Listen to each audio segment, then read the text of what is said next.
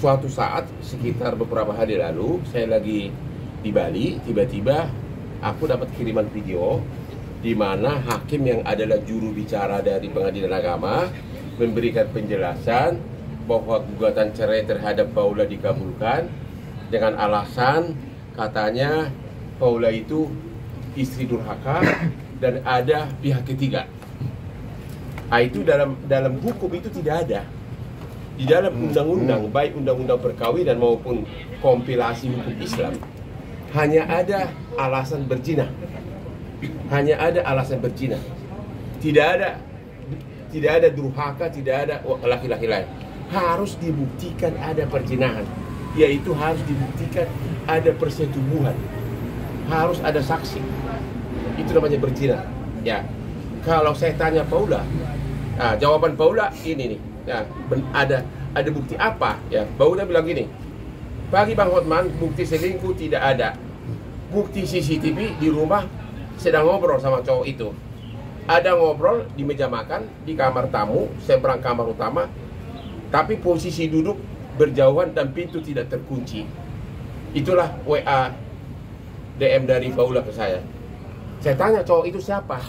Cowok itu adalah tamu keluarga, tamu dari suaminya juga, dan nginap di rumah itu. Ya kalau ada tamu nginap di rumahmu sebagai jauhnya rumah, masa nggak boleh ngobrol? Hanya sebatas itu.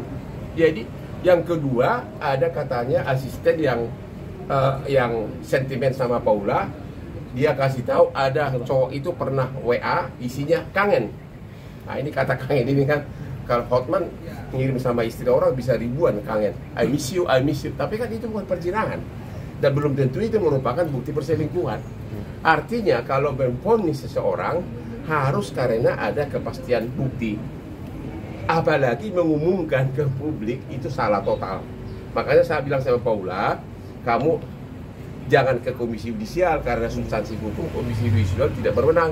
Laporkan aja jubir pengadilannya ke Dewan Pengawas Mahkamah Agung, saya bilang. Sekali lagi, saya bilang sama Paula di awal saya sudah bilang, karena saya juga tidak berusaha chat dia, saya tidak niat menjadi pengacaramu, tapi suara-suara saya akan sangat berpengaruh untuk membentuk opini publik, karena di Indonesia ini no viral no justice. Itu sekali lagi saya bilang, jangan ya. Dan dia ngerti. Bahkan saya bilang, kalau kau konferensi pers harus pengacaramu. Kalau kau butuh saya untuk pendamping gak apa-apa, tapi saya tidak mau jadi pengacaramu. Ya, klien saya kan ratusan kasus-kasus besar bisnis gitu ya. Tapi karena pengalaman saya sudah 38 tahun, 20 tahun dibimbing oleh orang asing, jadi logika hukum saya sangat tajam, dan kebetulan saya selebriti yang followernya banyak banget, termasuk politisi. Bahkan Presiden Prabowo itu adalah klien saya 25 tahun. Sama keluarganya semua klien saya. Sampai sekarang keluarganya masih klien saya. Jadi apapun yang saya omongin di Instagram itu akan didengar, dibaca oleh para petinggi hukum di negeri ini. Bang, kenapa harus ngobrol di kamar? Ya, namanya tamu, ya namanya bisa aja tamu kan. Ya bisa aja pas lagi lihat tamunya lagi beres-beres duduk ngobrol, nggak apa-apa dong. Namanya tamu, tidur aja dikasih dan pintunya terbuka. Intinya begini, sekiranya benar pun ada perzinahan, sekiranya benar, tapi kan tidak ada bukti. Kalau tidak ada bukti, jangan pakai itu sebagai alasan, itu loh.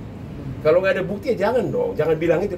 Harusnya hakim pakai alasan, ada alasan lain, yaitu pertengkaran terus-menerus.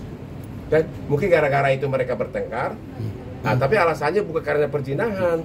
Pertengkaran terus-menerus itu adalah salah satu yang tepat dipakai oleh hakim dalam kasus Paula ini.